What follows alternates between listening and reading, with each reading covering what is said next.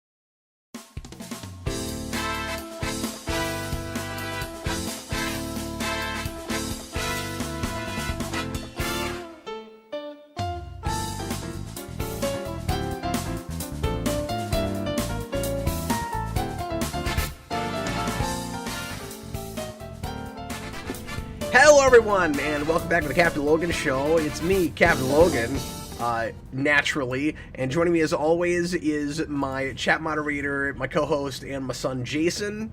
Good evening, Jason. Good evening, Captain Logan. Weird time of week, weird time of day for the Captain Logan Show, but had to move things around a little bit this week. Austin couldn't make it for our regular show tonight, and I've got plans on Wednesday, so we wanted to make sure to sneak one of these in. We're just going to go for an hour tonight, so I'll try to keep the preamble to a minimum, and we'll have a little bit of a shorter lead-in topic tonight. We want to give you guys as much of an opportunity to direct conversation. If there's anything you'd like to ask us tonight, within reason, about anything geeky, happy to chat with you and answer your questions. We'll have a Patreon question, as always. Quick plug for Patreon, patreon.com/geekvolution. The $2 tier lets you put in a question every month that we will guarantee to answer on one of our 4 Captain Logan shows during the month. And we've only got 3 questions at the moment, so if anybody wants to get in, whether you're a patron already or not, jump in there, ask us something, and that will guarantee that you get something answered, even if you can't make it to the show. A super chat on the show tonight, as always, guarantees that we'll talk about your topic, and if you leave it about the lead-in topic, we'll talk about that as we go at the start here, and if not, just be patient with us and give us some time, and we'll answer it in the second half of our truncated Captain Logan show this evening. Tonight, the big news since our last show, because it's been fewer days than usual between shows, so I don't know if anything major in the superhero movie or comic sphere is going to happen between now and not this Wednesday, but next Wednesday. But right now, the only major thing really to chat about is the kind of regime change happening with Star Wars, where Kathleen Kennedy has finally stepped down after lots of rumors for years that she was done, particularly in this last year or two. I feel like there have been at least a couple of times where everybody thought that was about to happen, and then it didn't. And the timing with this is a little curious, because we are just a few months before the first Star Wars movie in the theater since Rise of Skywalker in, I think, 2019. So we're talking 7 years since the last Star Wars movie, and the head of Lucasfilm, the person in charge of greenlighting and getting these things going, is leaving before that movie even comes out. And in interviews, I didn't watch any interviews with her, but read a little bit of excerpts, and in all of the stuff that she was talking about with projects that are in that they're developing and that she thinks are still probably going to happen, because notoriously she greenlit all kinds of stuff that never came to fruition, just tons of things, and like lots of trilogies from various creators, Rian Johnson, etc. Here's a Taika Waititi, here's a trilogy, we're real excited about it, never comes to fruition. Every now and again you'll hear something, oh, this is still supposed to be happening, never happens. And so she weighed in on the things in total grain of salt with this, especially given that if she's not involved, then who knows what Filoni, who is taking over now, will decide is, deemed worthy to move on with or not. But she talked about all these different projects that are supposed to be happening, and barely even referenced Mandalorian and Grogu, which is very curious. I saw an article, an opinion piece, that suggested it would probably have made more sense for her to officially step down after that movie comes out. So I don't know if somebody at Disney thought that somehow this news would spark more interest in that movie, or what the four-dimensional chess is, if there is any, but I did think that was sort of curious. So anyway, I'll talk a little bit more about that news here in a little bit. I don't, as you guys know, I'm a very casual Star Wars person. I can't even say fan. I like Star Wars fine. It's a property that a lot of our viewers are interested in, and so I weigh in on it when major things happen.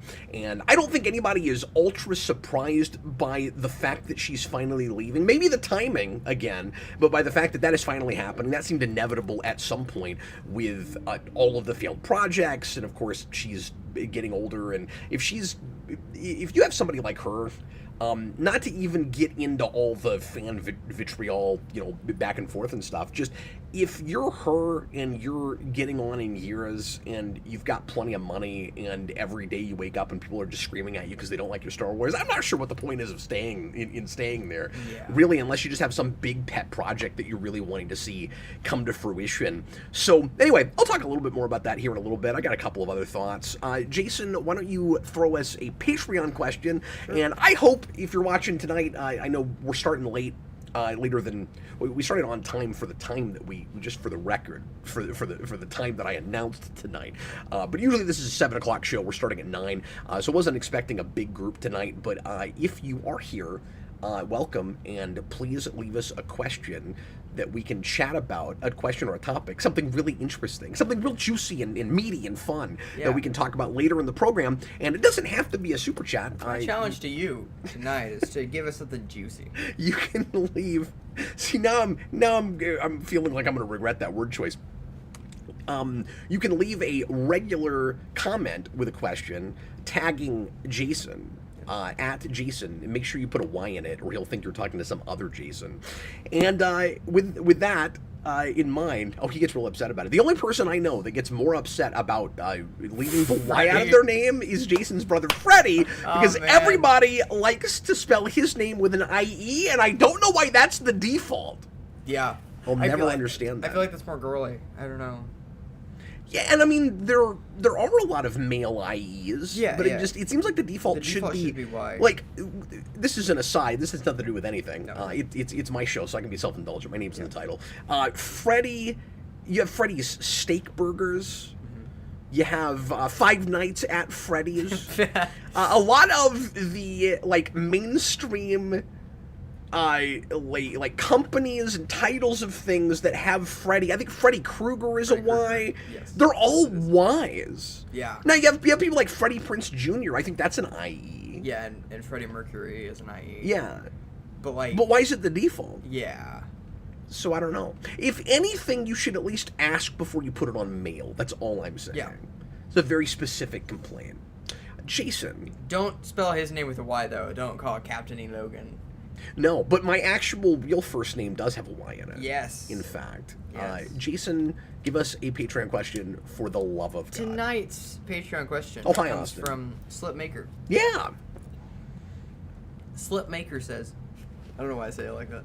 Slipmaker says, He's making slips. what do you consider the single best and worst scenes from all the Star Trek franchise that you've managed to sit through? Oh, good Lord. I wish I had looked at this ahead of time. I like to come at these blind. Yeah, But now I wish I hadn't. You know, I like to answer them like a regular Captain Logan show question. 'Cause I don't get time when they're impromptu. A best scene is Hello Computer. Star Trek 4. Yep. Boy, and I know your worst scene. well, I don't want to go low hanging fruit and go to New Trek at all. So because it would be really easy to go to. And then I would have to like sit here and remember specifics. But you know, you can go to like Picard and you can complain about the Admiral O with the F-bombs and like weird scenes like that, or like the torture scene with Icheb. You remember that? Yeah. You know, there's crazy crap like that in New Trek. And by the way, if I've got time, our closing segment tonight, I'll talk a little bit about the situation going on with Starfleet Academy. Full disclosure, I don't know why I said it like that. I am not watching that show, so I'm not going to weigh in on how it is or anything. But I just want to talk about some of the reaction and particularly viewership numbers with that, because I think it's interesting, and I think it might tell us... We know something about the viewership of that show because of part of the way they released it, and it might tell us something about how those shows have been doing in general. So I want to talk about that a little bit later, if I can get to it. But now I'm just setting up things I'm going to say later, because I'm stalling, because I want to answer this question well. You're trying to think, yeah. Yeah. I know your worst scene. What do you think my worst scene Zombie is? Vulcans. Well, that's the thing, is that's a whole episode. Sure. I don't know what the But that scene in that would The be. one where they're freaking walking and it's like weird and it's disorienting. There's that horrible DS9 episode, and I love DS9, but one of the cringier things to sit through is the speech that Dax gives Worf in the... I'm forgetting the name of it right off the top of my head, but the episode where they go to Risa... with the whole weather control terrorist thing. There's this really obnoxious kind of entitled speech that Dax gives Worf that is notorious, that's horrible. That's in there. There's low-hanging fruit even in regular Star Trek, but before you get to New Trek, right? Where you've got, and again, I'm struggling to think of scenes beyond just whole episodes. Sure. Where you've got that first season kind of notorious African racist episode of first season TNG. You remember that? Yes. There's that whole thing with the leader of that planet that wants to take Tasha Yar.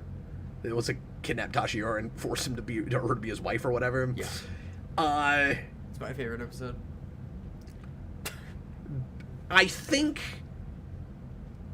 just off the top of my head, because I could make a top 10 or a top 15 really easily. We should do that. Best, yeah, I like that idea a lot, actually. Best scene in Star Trek, I feel like I have to give to a Picard speech, because Picard speeches are some of my favorite things in Star Trek. Yes. And you know what I'm going to say. I don't. Probably. Do you not? I don't. I'm going to go to, and there's even a lot with that. You could go to Drumhead. But I want to go to what I've always said is my favorite TNG episode, which is favorite scene in my favorite episode. Okay, yeah, I do. Now I know. Yeah, okay. Which is the time travel speech in A Matter of Time to Berlinghoff Rasmussen, where he tells Rasmussen that because he thinks that Rasmussen is from the future. Spoiler alert! It turns out that is not the case, and that he knows what will happen, and he needs Rasmussen to give him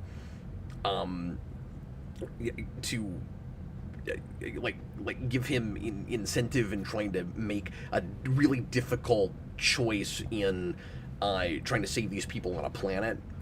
And he has this whole speech about how every decision we make changes the future, and life is about making choices, and it's great. And he even has a whole thing about how he's gone against the Prime Directive before, and so there's some kind of smart comedy inside of that speech, where he goes, I've broken the Prime Directive on a number of occasions because it was the right thing to do. And it's wonderful. So yeah, I'm gonna go do a Picard speech with that, I guess. So my worst scene is from the episode "These Are the Voyages" from Enterprise, and that's oh yeah, Trip Tucker's death. You all know what I'm talking about. No, that probably wins. Actually, I think that probably wins. My favorite scene, right off the top of my head, is Picard's speech to... You've also got a Picard speech. Guinan in Iborg. See, that was another one I was actually going to reference when I was talking about Drumhead. That's my favorite. No, that one's... Probably is that whole scene. Well, is it Picard's side of it, or is it Guinan's side of it? It's Guinan's side. Because when she says, if you're going to use this person, it's excellent. Yeah. Yeah, that's probably her best performance in that show. Mm-hmm. And they've got a couple of great scenes together. Yeah. Because you remember, she starts on one end of that argument and ends up on the other. Yeah. Where it starts with, he's Borg, it doesn't matter that he's been taken out of the collective, they destroyed my whole people, and you can't look at them as individuals. And she gives him that object lesson when they're fencing. Mm-hmm. Yeah. Do you remember? Yes. And then but she has the humanity and the credibility to go down and actually look him in the eyes, like she tells him that he has to do later, and realizes that she's looking at a child and not a Borg, and it's wonderful.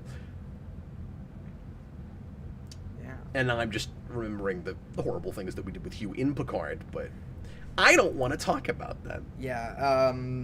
Nicholas Bodo says a strong contender for me is It's Not for the Timid from Q Who. Oh yeah, no, that's a great scene, sure. So that kind of heightened Shakespearean type dialogue, particularly in the first couple seasons of TNG, is really great. Mm-hmm. Or at least by second season. Killer Moth says the worst scene is Patrick Stewart's speech announcing Picard. It was the beginning of the true end for Star Trek. That's funny. Yeah.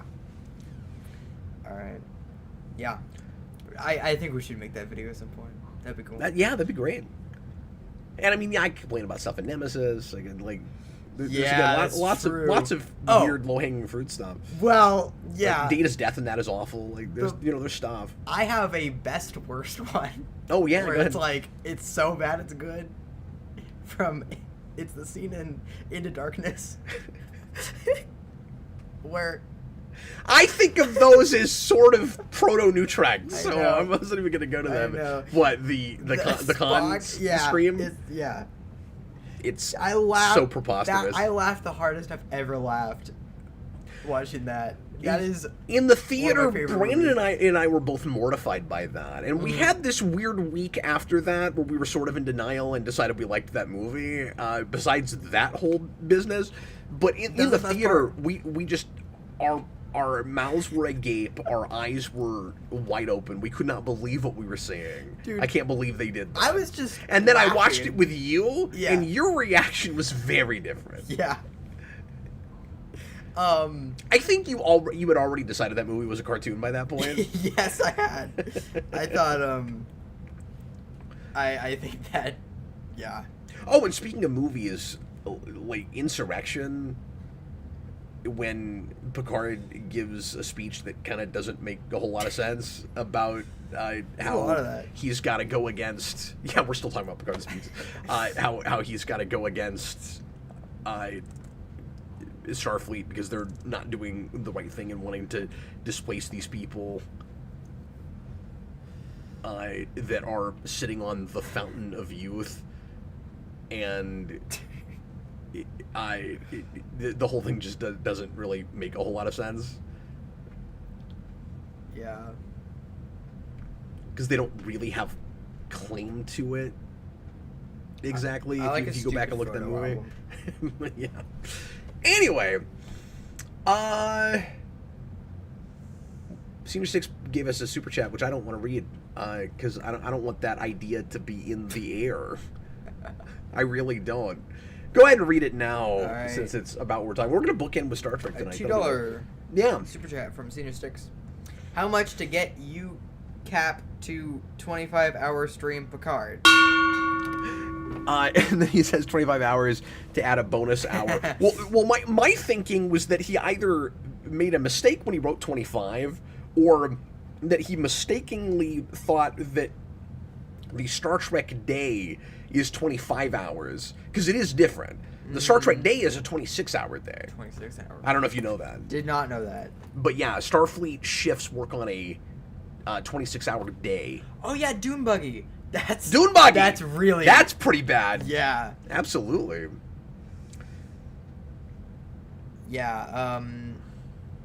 Yeah. So how much? I don't think I can do it. Well, first of all, I'm done with 24-hour streams in general. I'll do 12. And sometimes I'll break it into 2 if it's something that we wanted to do 24, like a whole season of television, like with the Smallville streams. And I will try to finish that this year if possible. It has been really difficult to get that much of a block of time on a weekend, just with driving kids around. And 6 kids is very different than the 3 I had before I started that show. But anyway, not to make excuses, I will get that finished. It's just gonna take a bit. John and I have to get a day we can do that together. But as far as Picard goes, I don't think it would be any fun for anybody. Like, Brandon and I attempted to do a new Trek, like, off-the-cuff reaction stream series on Patreon, and we gave up on it pretty quick, because there wasn't a ton of interest, certainly. And that's not surprising. I mean, like, people aren't watching those shows anyway. And so the only fun in it is you get to, like, watch us be in pain watching these shows. Yeah. And that might be a fun thing to watch a clip show of. Yeah. But we were kind of demanding too much. We were kind of asking people to sit with us. And we were doing it 2 at a time, too. Yeah. So anyway, this would be sort of like that. And I just don't find any of that stuff exactly fun bad. Like, it's just confusing and irritating and counterintuitive, and a lot of it just plain wrong. And then you're sitting there not wanting to be disingenuous, because it's really easy, since so little of it works, to almost go too far and not acknowledge anything that's remotely positive. And so you're looking for those things, because they're few and far between. But, like, you're looking for that stuff while you're, kind of throwing daggers at it. And yeah. I found the whole exercise kind of exhausting. Mm-hmm. Yeah, that makes sense. I wouldn't be able to do that. I wouldn't be able to do one episode. Like, I thought about streaming the Section 31 movie that way, and then I was like, I don't think this is going to be any fun for anybody. And I've still not seen that. I don't plan to. And I even thought about it for 5 seconds with Starfleet Academy after all of the kind of outrage, but also just people making fun of that's been happening. That's been in the news a lot more than you would expect. I think partly because it's just been kind of a slow news week as far as entertainment goes, besides the Kathleen Kennedy thing, and partly because it's gained traction because it's like people are calling it like CW Star Trek, and the advertising was so weird, and so I think some people kind of noticed it for that. And I think weirdly it's gotten, I'll talk about this again later, but I think weirdly it's gotten noticed because nobody watched it. And so people are like, what? Like, how could a Star Trek release get that few views? And so then now people out of curiosity are looking at it to see why it's so bad that no one is watching it. So it's getting some traction now, but not in a sustainable way. People have noticed it. Like, bad press is bad press in this case, I think. But Oh, another good scene. But yes, I have no intention of doing that either. From Star Trek. Yeah. Is I created it and it's real. Oh my God! Why wasn't I even thinking about that? I wasn't thinking about that. Well, that's way up there, and then yeah.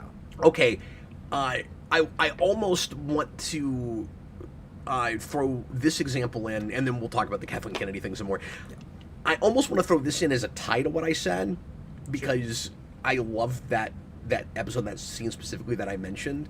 But there is, of course, the final scene of In the Pale Moonlight when Sisko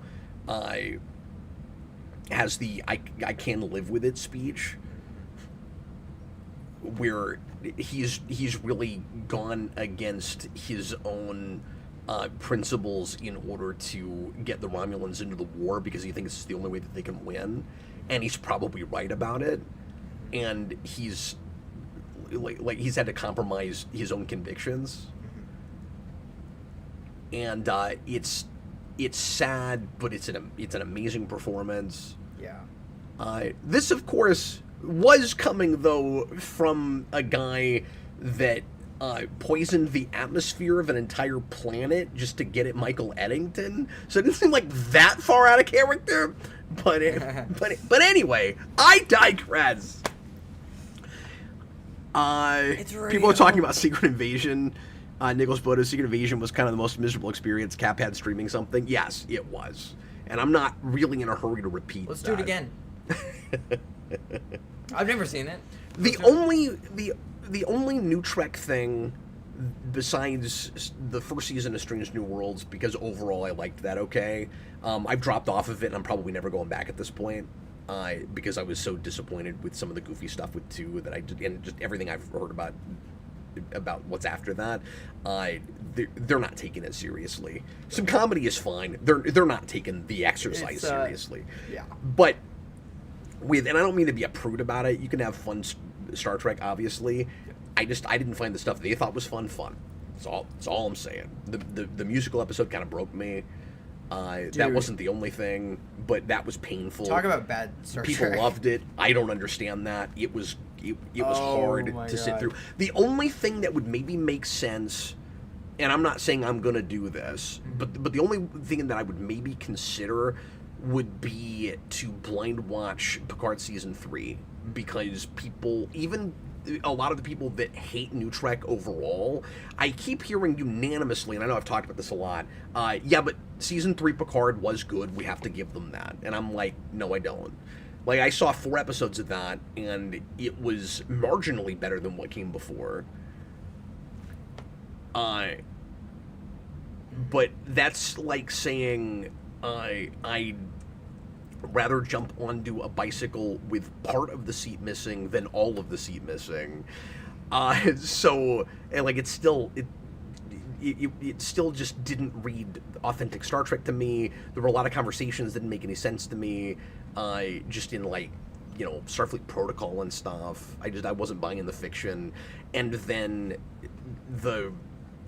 where it kind of lost me and where I kind of stopped watching was the drama with Picard and Crusher and their kid, and all of that.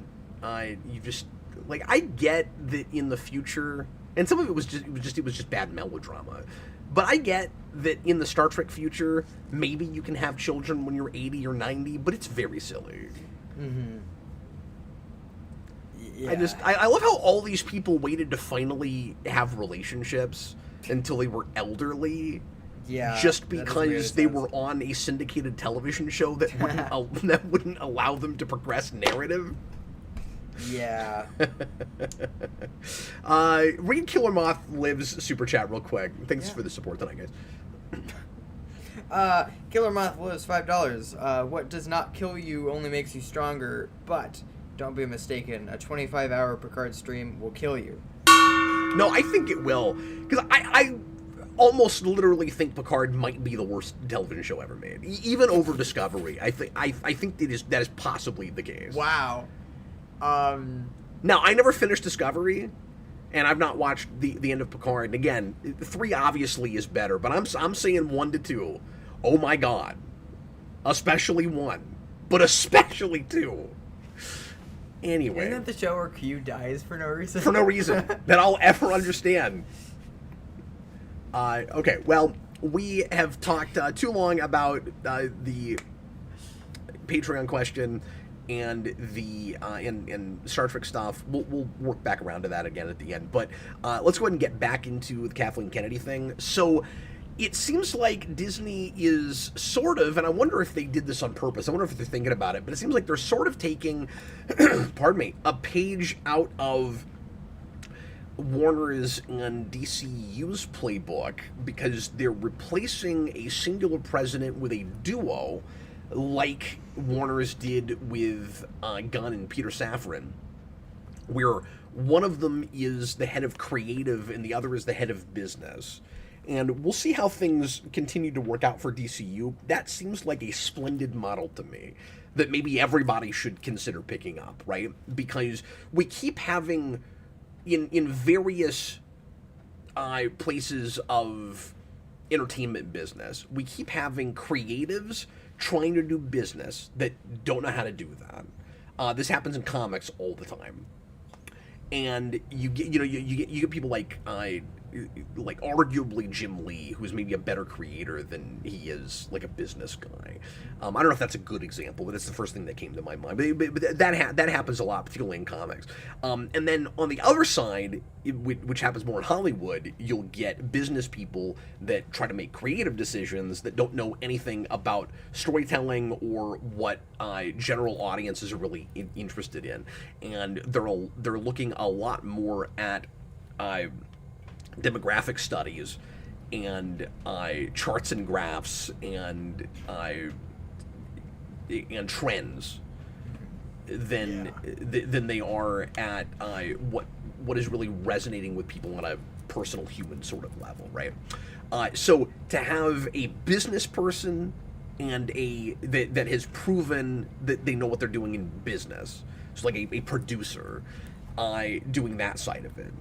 And they don't, and some of those people, it's not like they never have good creative ideas, but that they're never in touch with the culture. But you need a real storyteller that is linked with that person to really do the job. And so in this case, we have Dave Filoni, who of course has had a long history with Star Wars, and he did the Clone Wars show, and he did and now umpteen things, of course.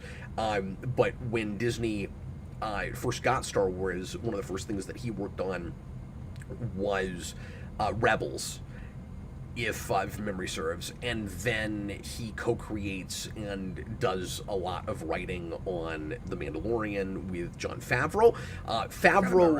Favreau being a guy that I thought there was a chance might get this job. Yeah. Now, would you have preferred that? I don't know. I mean, I think, because again, I'm not a giant Star Wars person. Personally, I think I like Favreau's storytelling sensibilities more than I like Filoni's. Like, I imagine it's hard to say that I like Mandalorian more with Favreau on it than I would have if it was just Filoni doing it himself. But it's also hard to tell. I'll say this real quick before I get back into the duo of it all. But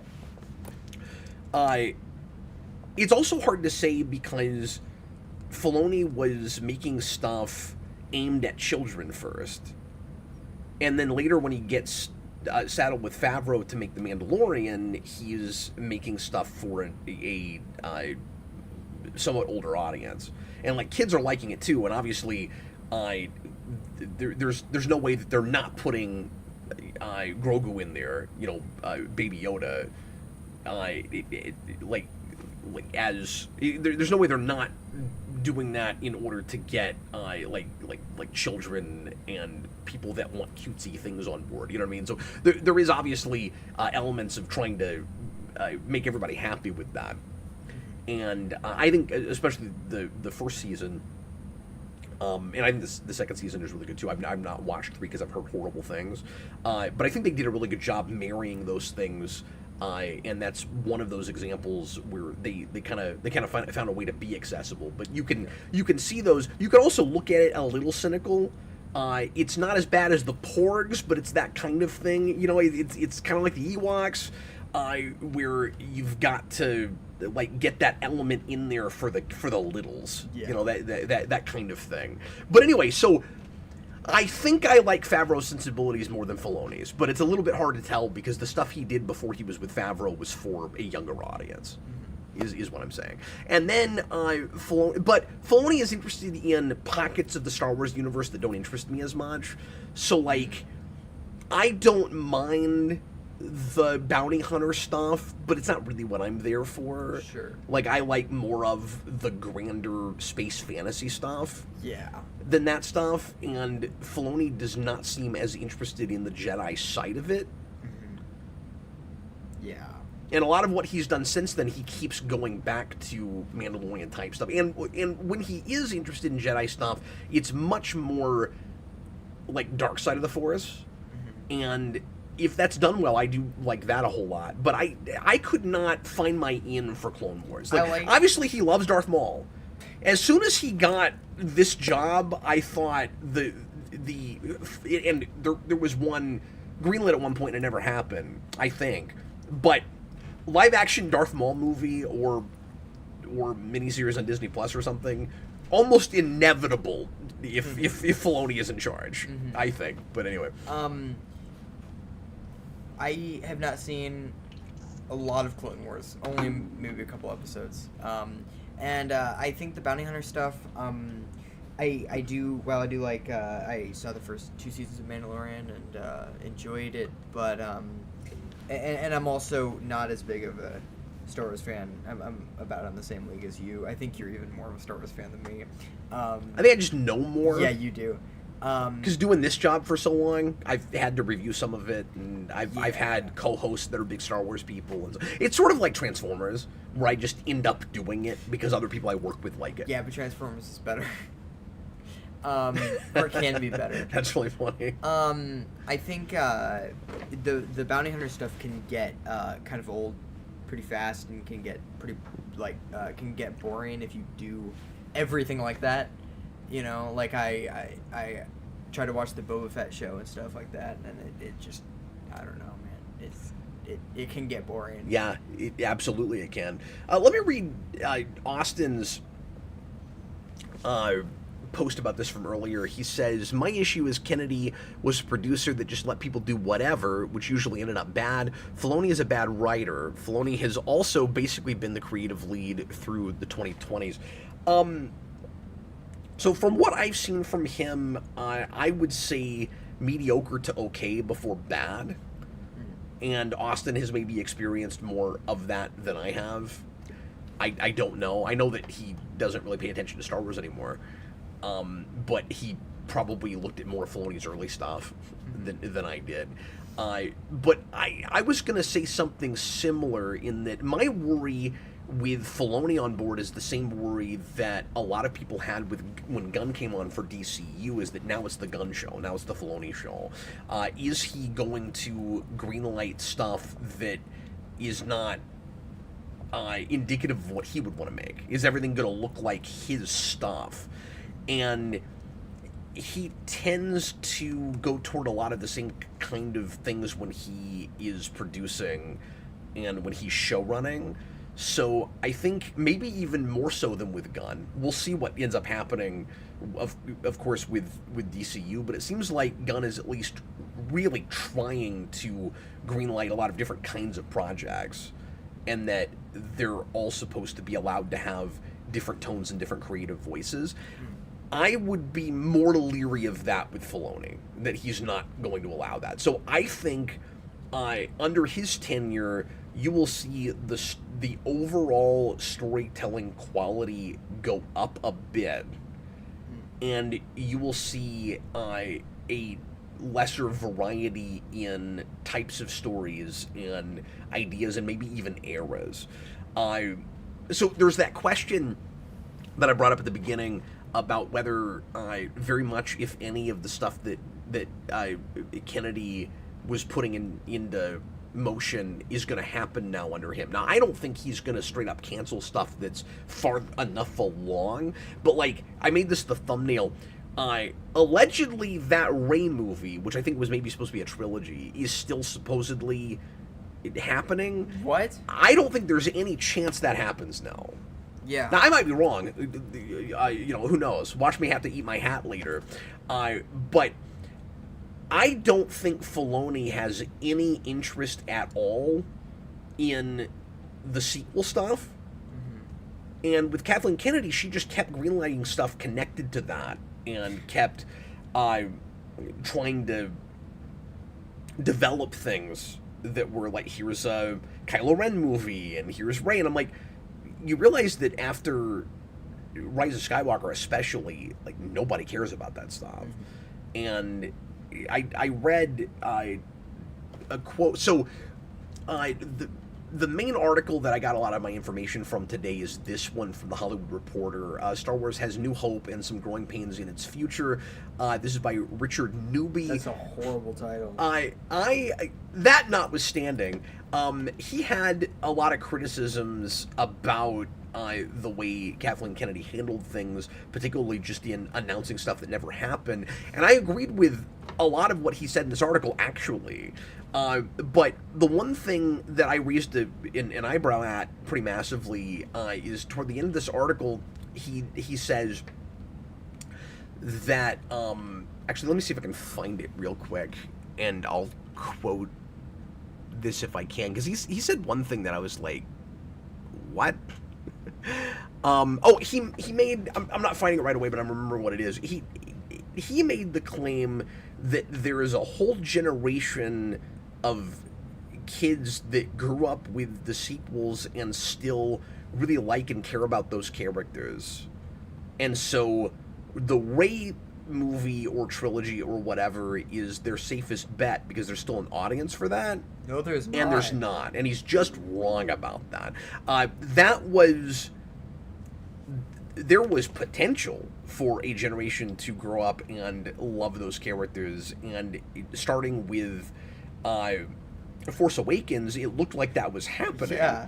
But after The Last Jedi, and then especially Rise of Skywalker, all bets were off with that. So you've got like all this extra material that like Marvel has tried to publish about those characters, and that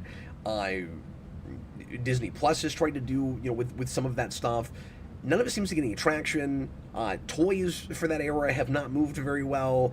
I don't think he's right about that, and I think Filoni will steer as clear away from that stuff as possible, because he does seem like a creator that is, I'm sorry to say, pretty in love with the sound of his own voice. That does seem like a guy that thinks that he is like, is it Dave Wise, or the guy that made Gargoyles? He thinks he's in that league, storytelling wise, like he's this animation pioneer or something. And like Mandalorian is brilliant because it got as popular as it did, and like I think that's a good show. I just don't think any of that stuff is like great and like genius or breaking like massive new ground or anything. And so that's the main thing I'm worried about with this, is that it's going to be a lot of kind of like patting himself on the back about how great of a pioneer for Star Wars he is, and that a lot of his stuff will kind of reflect that.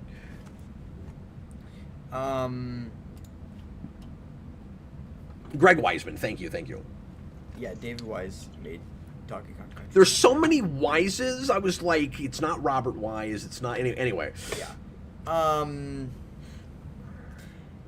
Yeah, Wiseman. It's not even White. It's Wiseman. I was thinking of another. There's another guy in animation whose last name is Wise, and I always get confused. I see. Anyway. Yeah, that's insane. I don't think there was a single okay. Oh yeah, there was that Ben Solo movie that was supposed to happen. The Hunt for Ben Solo. That was a thing that was talked about for a long time. After The Force Awakens. I knew a lot of people who were big in Star Wars. Like, Yeah. I was in kindergarten. Every kid in my class was huge in Star Wars. No, they see- successfully struck fire with the kids there, and that's the As last soon time as it Last happened. Jedi came out, that all died. That's the last time it really happened. Now, there are kids that like The Mandalorian. Yeah. But riddle me this. Mhm. How much, and isn't this kind of ironic if I'm right about it? How much of that is they actually sit through entire episodes, and how much of it is just the craze that was Baby Yoda? Yeah, maybe. I really don't know. Yeah, I don't know. But I really think that with the sequel trilogy past that first one, you had movies that started, at least to some audiences, strong. I realize that, especially retroactively, people have not been happy with that first movie. It's a cookie cutter. Well, and even when it came out, there was a lot of that criticism, of course. Cookie cutter, typical soft reboot. But like more egregiously than it had been done before, which is beat for beat that original Star Wars movie. But a movie series that couldn't move merchandise, but that people initially liked the characters from, and they didn't really do anything with them. You know, one of the things that people praised that movie for real hard, including myself, is that it had initially pretty memorable seeming characters with names that instantly stayed in your head. Nobody had, when we were reviewing that movie, nobody had trouble remembering who Rey and Poe and Finn were. Yeah. They all stick with us. I'm not bothered watching anything with those characters in a decade. I still remember who they are. You know, I guess it helps that they all have one syllable names. Yeah. But then you get to Mandalorian, and it's flipped. Where now there's the one piece of merchandise that we can sell. Some of these people aren't actually watching it. Now, I'm not saying that Mandalorian doesn't have a big fan base of people that were actually watching it. But kids? I don't know. I'm not sure how many kids were actually watching it. It's a question. Now? I also don't see that movie doing big guns. And I wonder what Filoni does with it when that happens. Because reportedly, Favreau still really wants to do a season 4. But I don't know why you would do that movie if it's not the send-off. Yeah. Weird. I mean, that's very strange. Something else before we get too far away from it, and I think we had a super chat about this topic, that I wanted to bring up is, I thought there was a chance when this finally happened, because we didn't know when she was going to step down, Kathleen Kennedy. Yeah. I thought there was an outside chance that Kevin Feige got it. Because Feige talks all the time about how big of a Star Wars fan he is. And he has proven in interviews that he seems to know the material pretty well. And obviously he's been under the House of Mouse for a million years now. And if he really wanted that job and was kind of burn out at Marvel, particularly now when they're struggling, I could have seen them actually giving that to him. Yeah. It was like, well, yes, and maybe to some people it would seem counterintuitive where it's like, well, he sort of burned Marvel down to some degree. Why would you then give him Star Wars? It's like, well, because he's burnt out on it and he built it up in the first place. And Star Wars has gone nowhere but down after the first couple of years. So why? That's not fair. First couple of years, or first few years, because Last Jedi performed really well, and then just, you know, it was massively polarizing down the middle. That was the BVS of Star Wars. And then Mandalorian brought it back up a little bit. Where's that? And then, of course, people like Andor, but I don't know how much money that's actually making them. So there's that. So there's pockets where people have been happy with it. Star Trek, by contrast, has not had those pockets. It has some people that begrudgingly say Picard season 3 is fine. I mean, that's what it has. It's got those little pockets. There's that little fan base of people that thinks Lower Decks is funny. That's about it. Yeah. Star Wars has actually had a few wins since Disney took it over. But I could have seen them thinking, well, Feige, if he got reinvigorated, could maybe bring the magic back that he arguably was somewhat responsible for. Pretty massively responsible for in getting Marvel going. I thought there was a chance that would happen, and clearly that's and then bring in some new blood, and I would have been really intrigued by that. I don't know if I would be more or less unsure of the future of Star Wars under his tenure. Mm-hmm. Like, I don't know. Yeah. I don't know if it would be better or worse than whatever Filoni would do. Honestly, I don't know if any of these choices is good. So. Yeah, we'll see. Another big mistake that I think Filoni could make, the more I'm thinking about it, is more oversaturation. Yeah. He seems like the guy that, now that he's got all the power, is going to greenlight some stuff willy-nilly. And I still say it will probably all sound like Kathleen things Kennedy he wants to really make. do that, though? Well, yeah, she did. She also announced a bunch of stuff that never happened. Yeah. But what I'm saying is, they need to steer away from that, and they need to put their energy... I don't mean to put everything in one basket, but they need to put their energies into... well, there is maybe one basket to put things in. I was going to say, either put your energies in a few projects that seem like pretty good wins. I hate to say don't take any risks. Like, they take story risks and stuff, but take the right kind of risks. Alternatively, just put all your energies in one big epic trilogy and get back to basics. Yeah. I think with Star Wars... Go make it about Skywalker. Marvel maybe not so much. With Star Wars, I think actually all eggs in one basket is not the worst strategy because, well, it starts as big movie events. And they've been sitting around oversaturating it for all this time, wasting a lot of money, and losing a lot of their core audience, and more importantly, not really like Star Trek. Star Trek has the same problem but worse, not bringing younger fans into the fold, and so it's all about the middle-aged people that are still hoping to God it turns around at some point. Mm-hmm. And so I think the smartest thing, actually, that they could do is stop it for at least right now with the, kind of a Star Wars story formula. We lost that moniker. We're not calling it that anymore. But, that kind of stuff. And get to just one big epic trilogy. But, like, it's got to be the right story. It's got to be the right creators. It's got to feel classic and quintessential without just hitting all the obvious beats, and that's where you have to take risks. That's where it can't be Force Awakens again, and that's why it can't just be massive amounts of easy nostalgia, because you already did that with Mandalorian, and you did it with Rogue One to some degree too. But like, you can't just go, look, stormtroopers, look, TIE fighters, look, X-wings. Like, yeah, we get that stuff all the time now. The novelty of finally seeing Star Wars looking sort of like the 70s again has worn off. Yeah. I just need them to steer clear of the Skywalker stuff and try something new, but still like back to basics, but also like not a repeat of what we've had. Yeah. I don't know what that looks like. I don't, but I'm always gonna say go to Legacy. I'm always gonna say that. They're apparently gonna finally do Darth Talon in something that's not in the future, and that makes me sad. But because then that negates any possibility of ever just straight up adapting that. But whatever. Jason, why don't you go to some comments about this before I rant for just a couple of minutes about Starfleet Academy at the end here? Yeah. And we lose all of our reviewers. This is from RJ Godzilla. Yeah. Filoni does need someone over him who's a better storyteller.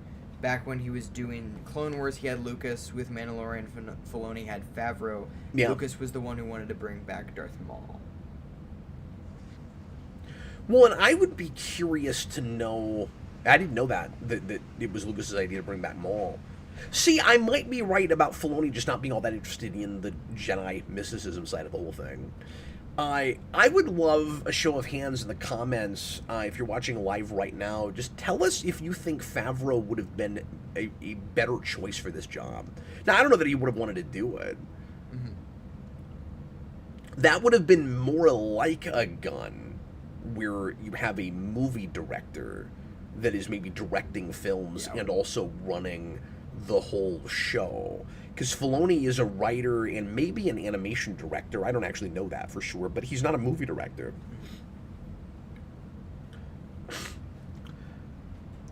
Oh, that's right, Captain Kuhn. Thank you. He says Talon's in that upcoming animated mall show. Nicholas Bodo says probably. Plush DX has no idea. Well, it's hard to say when you're talking about people that have never done this job before. I mean, like Gunn hadn't done that kind of thing either. Mm-hmm. Did we have another super chat, or did we read it? We did. Let's go and do that. This is 65 Swedish krona from One Reply. With all this news, it really sucks learning they canceled an Indiana Jones animated series that had been in development. That could have been so cool. I didn't know about that. Me neither. But yeah, that's a good idea. And that's probably the way to do more Indiana Jones. Mm-hmm. I wonder if that was 2D or 3D animation. Yeah. I wonder what that would have even looked like. Killer Moth Live says Favreau seems more reserved, so yeah. Braden, they were never adapting that since they retconned the EU. Well, yeah, but that's the thing is that lets you adapt things if you want to. And I realize that we haven't done any real straight up adaptation of EU things. We tend to kind of water things down, and I don't know what exactly was done with Thrawn, but I know Thrawn kind of has that. Like, he shows up in Rebels, and I'm pretty sure they got Timothy Zahn to come back and write a new in-continuity book for that character. So, like, at least they let the originator do something with it, I guess, but, like, it's still sad that you had to do that. But all I'm saying is, Legacy's one of the things, and again, I don't know a ton about Star Wars, but I like that book, and that I like that comic series, and that's one of probably the few things that, like, eras they haven't really touched. And so if Filoni was a guy that loved that material and wanted to straight up adapt it, if they weren't already doing characters from that, you could, because it's not already canonical. Yeah. So that was kind of my point, is that you use stuff that is no longer considered canon as a blueprint to adapt from. Mm-hmm. But alas, we'll never get that now. But yeah, would you read a few more comments? Sure. Because there's a lot of opinions in here, and from folks that are probably much more knowledgeable on this subject than I am. Mm-hmm. Thanks for hanging out with us tonight, guys. Alex Barron. For as much crap as people give Kennedy, she apparently was a champion for Andor. I don't think that show happens without her. Well, and again, I've not seen that yet, but if it's as good as everybody's saying it is, gotta watch it. I guess we got that. I mean, that'll probably be the next show I watch. It's funny because a lot of the worst sounding things I thought were things that didn't get made. But, you know, people said horrible things about the Andalite. I was not very happy with Obi-Wan Kenobi, ultimately. So, I mean, like, a lot of the criticisms were certainly valid. There's also always the question, and again, I'm not going to get into the political side of all of this, but there's always the question as to how much of certain mandates came from her and how much of them came from above her. You know, like, is anything Iger's fault before it's her fault? I guess is kind of a question. Yeah, I don't know. So yeah, I mean, at the end of the day, this is not like super exciting news to me or anything. Yeah. I do think overall it could be kind of better. Yeah.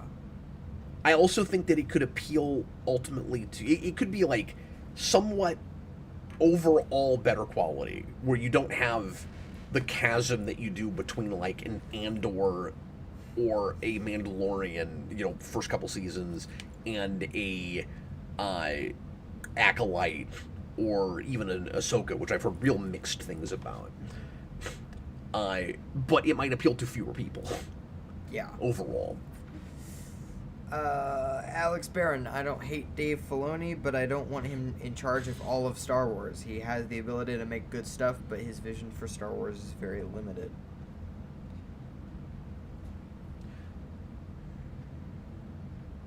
Yeah, I mean, kind of what I was just suggesting. Yeah. Go ahead and read this last super chat that just came in. Amity Bluff, $5. Why'd you say it like that? I don't know how to pronounce that. That's a mini bluff. Go ahead. Okay. Andor is not only the only good Star Wars thing since Gennady Tartakovsky's animated project. It's one of the best series I've ever seen.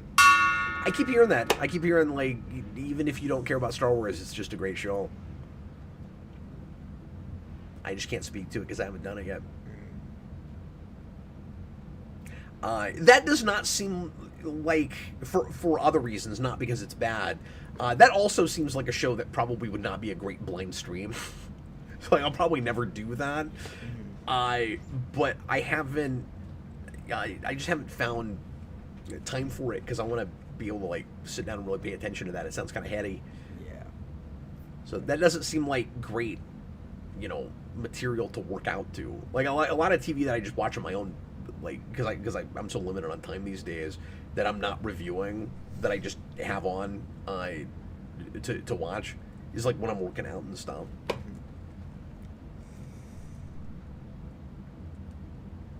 Mini blow for Ahsoka is garbage slop. See, I've heard that, and then I've heard nah, it's all right, like on the other end.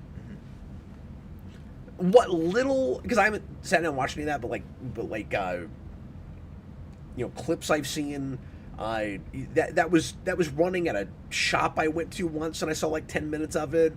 It looked really TV to me, like in a way that Mandalorian doesn't so much. I really like Ahsoka, but I don't know anything. The lighting looked really off. Like, the sets looked cheaper. I don't know. There's just something about it seemed really off and much more TV. You know? I like that character's design. I don't know anything about her, but... Well, there's so much of that in Star Wars. Yeah. Yes, there is. Like, I love the look of Aura Singh. Besides the fact that she's a badass bounty hunter, I can't tell you anything about her, but when I was a kid, I thought she was my favorite character from Episode 1. I never read anything with her in it. Mikey, I have the same thing. Mikey just got another character. some comics about her recently. Really? I was a little jealous of that. I was like, I kind of want those. Yeah. Some old Dark Horse stuff.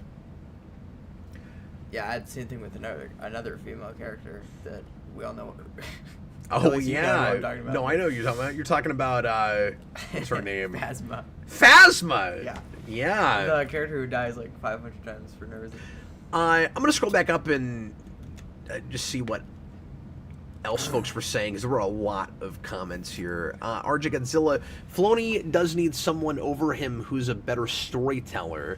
Back when he was doing Clone Wars, he had Lucas. We already read that. I'm sorry. Pardon me. I maybe agree. I don't know. I don't know enough.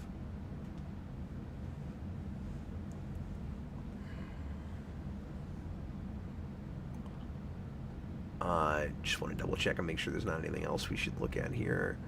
Obsidian Library Archives. I want to see Filoni tackle post Rise of Skywalker, maybe a show in the animation art style of Clone Wars that takes place before and after the ST. What does that mean?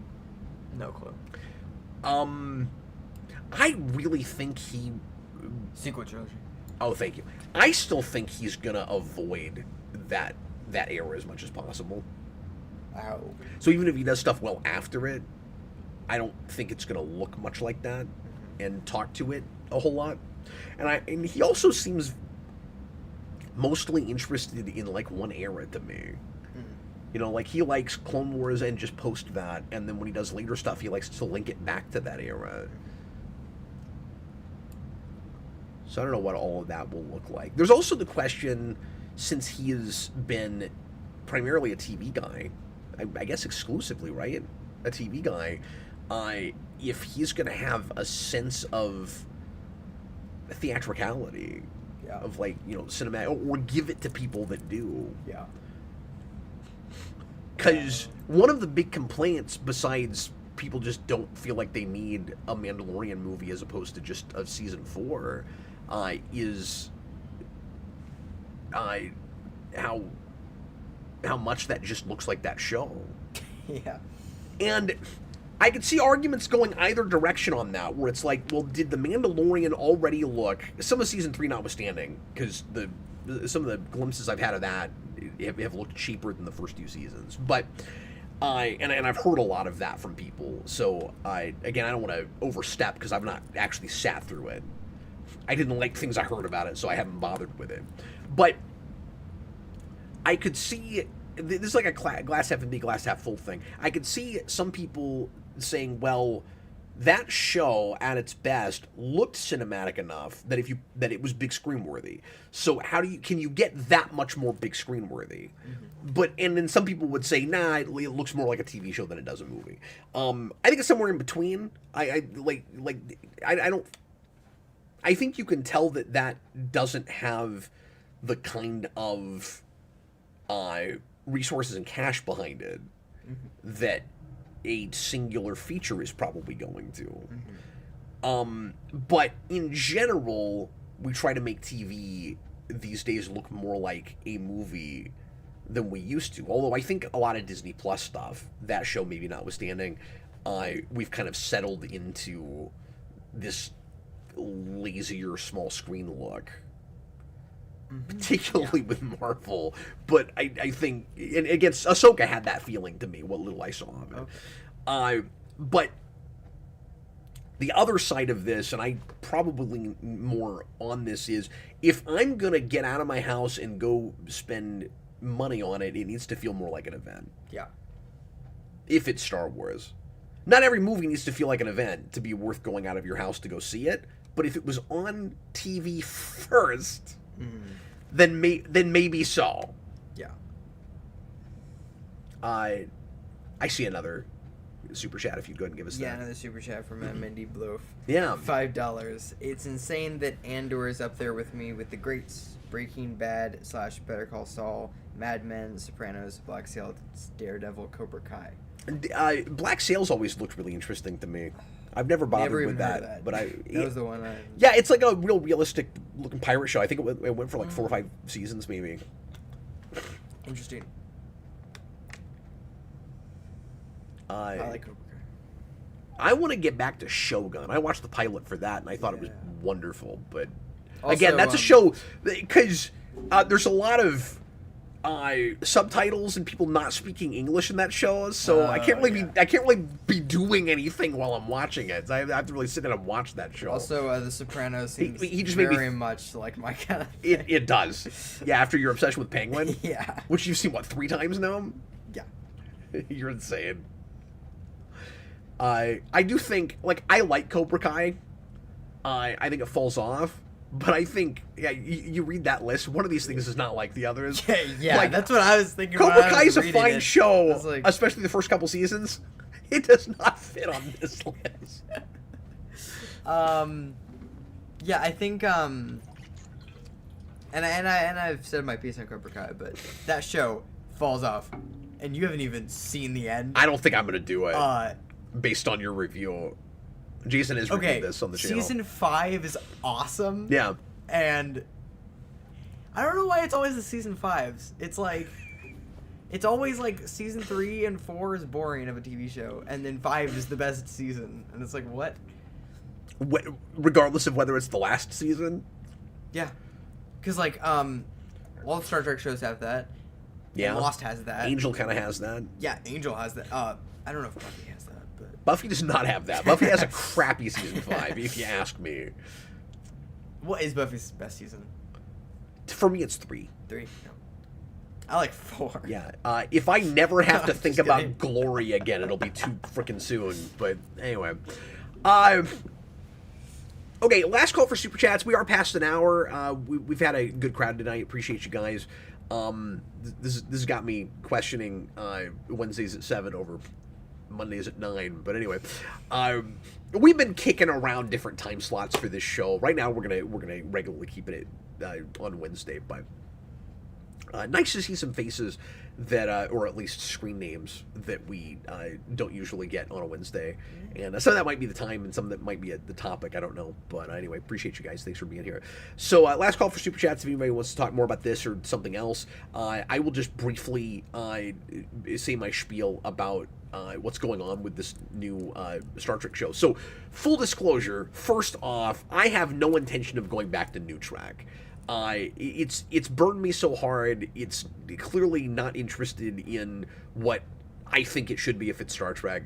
And I don't like the way it's alienated a lot of its audience, and I don't think it's, in general, that Kurtzman and some of those guys have their heart in the right place with it. Some people working on some of those shows might. So, like, it's not fair to everybody that works on this stuff, particularly some actors. You get people like what's his face playing Pike. All I can think of is the original Pike right now, Jeffrey Hunter. But why can't I think of his name right now? But that Anson Mount, that actor, clearly loves that material and was very excited to play that role. And I feel like I can read frustration, palpable frustration, coming off of him. And he's as he's giving his performance in that show, because he's not given enough to do. He's sidelined in his own show, and he should be the main character, and he's just not, and it's not fair. That should be his show. And I'm not saying you don't have your supporting cast, you don't give other people episodes, but they make shorter seasons for that show. He's the captain. He's a major captain that everybody wanted to see fleshed out at some point, or at least a lot of us did, and what he's done with it is great. They've not given him enough to do, and I don't think that's fair. So I've got many other issues with that show. It started off pretty well, and I think I will stand by. I think it's one of the better pilots for Star Trek in general, even though I can't consider New Trek at all canonical. Really any of it. But I was able to enjoy that on almost a Star Trek Continues level of in my mind it doesn't really count, but it's a really good fan film series. And then it stopped being even that for me. So anyway, I wanted to put in this disclaimer of I'm not going to review that show, and I'm not going to sit here and talk about why it's terrible and pretend like I know, because I've not seen it. I can say I've seen 3 or 4 little clips, and it feels like more of the same, except aimed at an audience that there's no chance is going to watch the show. Yeah. Because it's going for this younger, kind of tween, teen, young adult audience that is just not there. Yeah. I don't know what they're thinking and why they think those people are going to watch it. They also don't know who it's for, because I'm also hearing from Star Trek fans that are enjoying it how great it is on the level of Easter eggs, which should not sustain a show, and that's why people like Lower Decks, is just, look, there's all these references. And I'm like, okay, but is there a story? Is it good? Yeah. But with this, I'm hearing a lot of, oh boy, there's all these things that are coming back that nobody's ever talked, it's talked about in a long time, and there's an exocomp somewhere, and there's a mention on a screen somewhere or on a plaque in the background or something that has a list of characters, and one of them is Harry Kim, and he finally got promoted, yay, and that sort of thing. It doesn't make your show good. And anyway, so oh man, I have no interest in this. I don't want to sit through it. But there is a mystery that has baffled me and a lot of people all of these years that is unfolding in more interesting ways with the release of this show. You know what I'm going to say. Yeah. And that is, how the hell can they afford to make it? And why are they still making it? Because it is clear that, with the exception of a very vocal minority on the internet that is desperate for Star Trek, and in my mind will take whatever they can get, that's not fair. Some of them really do enjoy the stuff and think it's great. I don't understand that. I don't get it. I think the writing is pretty clearly, for the most part, just atrocious from Discovery on. I don't understand it. My standards or my expectations are clearly somewhere else from some of these folks. I don't want to begrudge people what they enjoy. It doesn't compute to me. I feel like we're living in different universes. This does start to feel like politics, and there is a political divide with this thing too, of course, but that I'll not get into. But it does sort of feel like politics in the sense of it feels like people that think that the stuff is well made and the writing is good are just living on a totally different planet than I am, and like we're never gonna agree on anything because like we're breathing different air, so some of us are I had a good analogy and I get some of us are carbon based life forms and some of us are silicon based life forms. That's how I'm gonna Brandon play. Atkinson says those people are from the mirror dimension. The mirror universe. So and again, I'm not calling them evil. Like, that's not fair. I'm not saying they've all got beards, okay? But I don't get. They're clearly and like this is, I think, indisputable. This is just fact. And this is a place where things get weird because some fans of this stuff keep swearing that they're doing better than they possibly can be doing, and that's disingenuous. I'm sorry, that's ridiculous. For all intents and purposes, no one is watching this stuff. You can feel it in the culture even. It's not talked about. Nobody's paying any attention to it. It's off in a vacuum somewhere. There's no way it's making them any money. And we've got new proof of that. So I've always wanted to know what the numbers are. Guess what? If it was doing as well as some of its fans think it is, when I say it, I mean New Trek in general, Discovery and Picard in particular, if this stuff, and Strange New Worlds definitely, at least in the first season, had to have had significantly better numbers. And so I'm giving it that. Now, I don't know how much more significant, but you know how I know? Because I heard stuff about that. I heard positive things about that. I heard people come out of the woodwork and try it. And that had not been happening before. Now, if Discovery was doing an average of, let's say, and I think even this is probably better than it was doing. Let's say it was doing on the high end 200 to 300,000 views an episode. I don't think it was even getting watched that much. I really don't. That would be like almost cancellation numbers on the CW. Yeah. Broadcast. Now, broadcast to streaming is different to some degree, but like they need it, I would think, at least 1 million views an episode for it to make sense that they're spending between 6 and 8 million an episode, which is the figure that I've heard recently for at least this show, Starfleet Academy. But let's say they're doing, I'm trying to get my train of thought. Let's say they're doing 200,000 to 300,000 views an episode on that. Let's say they're doing that well. First of all, there's no way that would keep that streaming service afloat. Yeah. Like, I don't get how Paramount Plus would like continue with that. I guess I have lost my train of thought. I just feel like there's no way that they can possibly be justifying. I can't remember where I was going with that number. I had a whole thing, but I don't see how they can possibly justify keeping those things on the air and oversaturating it, putting out as much as they have. And people like to throw around the word slop, but slop still costs money to make. At least right now, we're not in a place where AI can do all of it yet. Yeah. There have been a lot of suggestion so far that Starfleet Academy might be at least partially written by AI. I don't know if that's unfair. What little I saw with clips, the writing seems about like it was with stuff that they definitely had to have written themselves.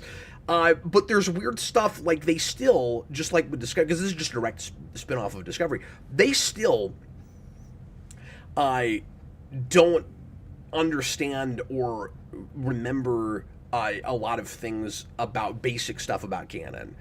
So, or like, do they even care? Well, they pretend to because they keep going back and doing like deep pull references. Yeah, and then getting them wrong. And again, who's it for? Like, if it's for like a younger audience that's never watched Star Trek, why are they trying to do all that? Yeah. So they clearly are hoping that the Star Trek base that was there already will show up for it. Yeah. Anyway, so they made the mistake. Oh, I'm sorry. This is what I was going to say. If it was doing anything like the fans are pretending like it's doing, they would tell us. Yeah. They're hiding it because it's not, because nobody's watching it. Otherwise, why wouldn't you tell us? So they made the mistake of putting the first episode up for free on YouTube and premiering it live. And this was great for me because it gives us some semblance of what the numbers have been like. And like any way you slice it, because you can say, well, of course, Discovery probably wasn't watched very well, particularly toward the end. This is a direct spinoff of that. So, of course, not a lot of people were going to show up for it. On the other hand, Strange New Worlds was also a direct spinoff of Discovery, and people were liking that better. More people tend to show up and try out a new show. It's been a while since they've put a new show out, so there's that. And anytime you get a pilot, it usually does a lot better than the next few episodes if nobody liked the pilot. Yeah. Right? So any way you slice it, I feel like you would expect numbers much, much greater than what they got when they streamed this, right? Yeah. So they put out they stream live the pilot for Starfleet Academy, and they barely crack 1,000 live viewers. Yeah. There was a YouTube channel, I think it was Nerdrotic, maybe? Is that the name of that channel? That did a stream at the same time. Maybe they did it just after, but they did this just to prove a point, where they put a Spock action figure in a chair, and they put a camera on it, and that's all they did, and they did 3 times the live viewership.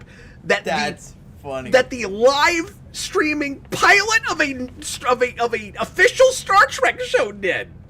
Like, that's insane. For free, right. And then, in the first 12 hours, it did 18,000 views. 18,000, folks. That's nuts. Yeah.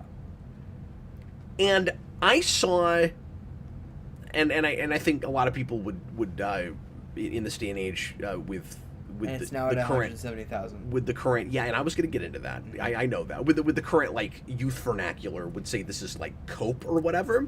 I saw fans. I saw people that liked it saying, "Well, of course it didn't do very well. All the real fans are on Paramount Plus."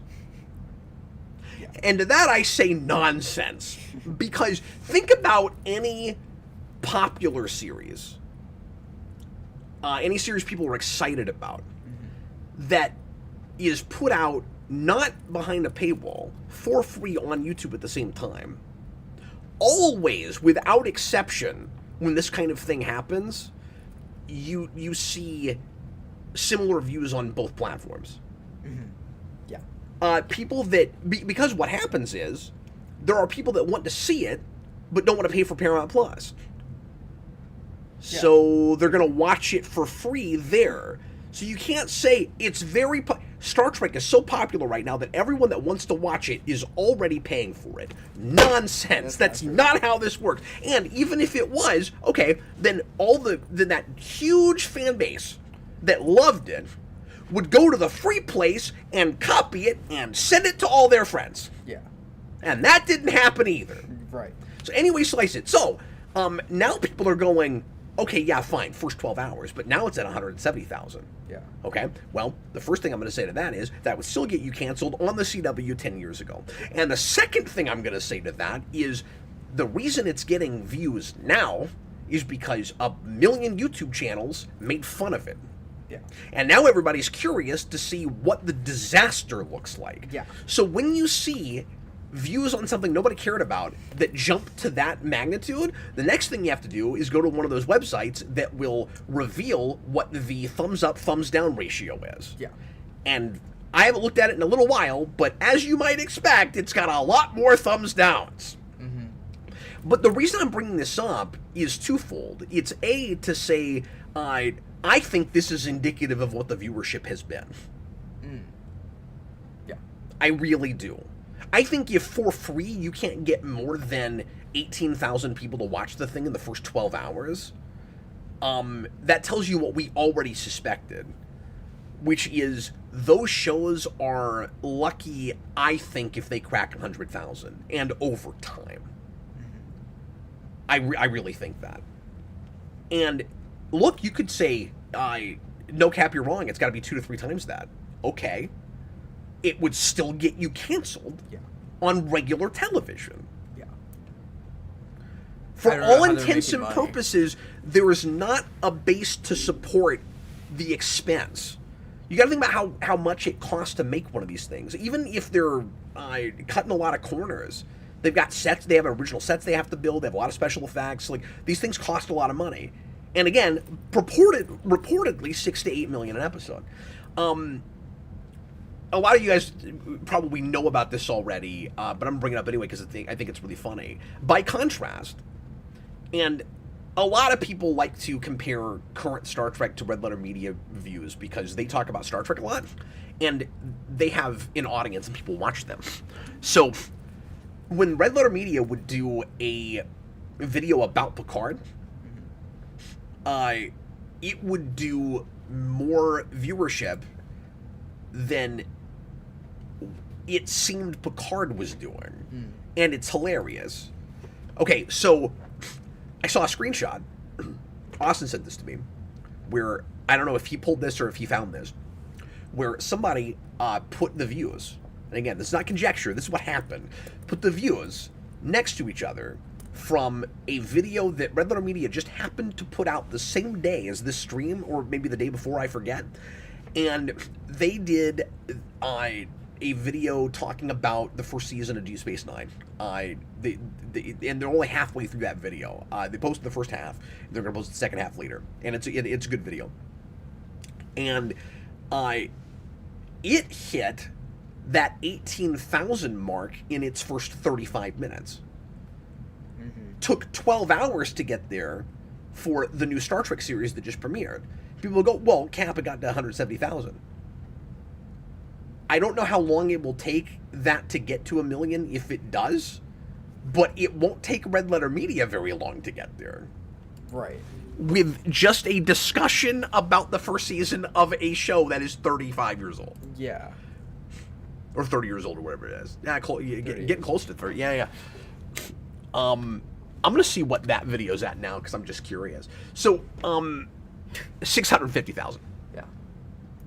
So the whole point of all of this is just there's this giant mystery as to what is keeping them hemorrhaging money like that. I keep seeing people jokingly say it must be a money laundering scheme. It's like, what else would cause it? Even if you watch that show and love it somehow, you cannot pretend like it has a fan base. Yeah. Oh, man. I love Star Trek. We'll go ahead and read one replies. Yeah. The super chat real quick, if you would. One reply says, Academy isn't my thing, but Academy is exactly what it's supposed to be, and if you're in the intended audience age, I think you would really enjoy it. Maybe. Again, I've not seen it, so I can't speak to it. But sorry. Yep. I wonder how true that is, because they couldn't get the younger base, and some of this might just be Star Trek's a hard sell for kids now because they didn't grow up with it and because it's not all that popular. Yeah.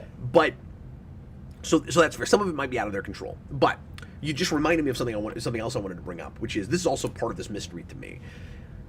They seem to have some sort of a viewership threshold unless there's some other unknown reason this happened. Because Prodigy was canceled after 2 seasons. Prodigy is the other show they made that was aimed at a younger fan base. That was made for kids. Yeah. And it not only got canceled, but they pulled it off the streaming service.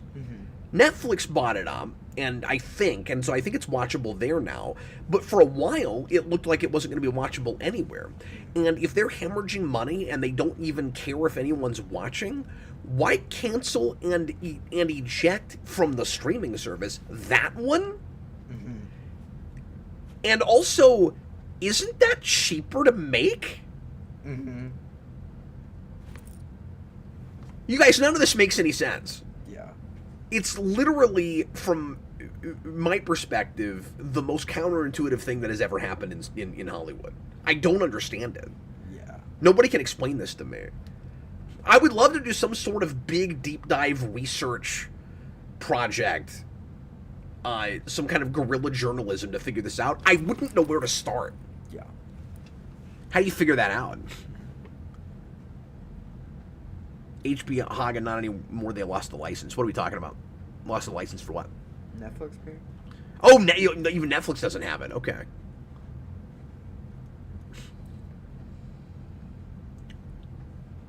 Do people even have Paramount Plus? I would love to know the numbers on that. Yeah. Like, how many people are even subscribed to that service? Which is, again, 5. as I've mentioned 5. As I've mentioned a million times, one of the most horrible interfaces, and or at least the last time I had it. I haven't had it in a while now, in a few months anyway, maybe closer to a year. But in most inconsistent services, like, it breaks down so easily. It's horrible.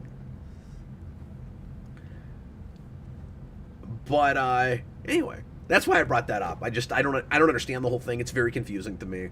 Yeah. And it's surreal to see suddenly so many people talking about Star Trek just because the show looks embarrassing. And again, if you like it, that's great. I haven't looked at it. I think it looks embarrassing from the clips and things that I've seen. Yeah. Do you have anything else to add? Nope. Any other comments we need to read? No. Well, I went longer on that than I meant to, but and I know you gotta get to bed, so we're gonna get going. But everybody, thanks a lot for watching. I hope you enjoyed it, and we'll be back again real soon with lots more fun geeky stuff here on Geekvolution. I'll be back tomorrow night with Chris for our weekly comic show.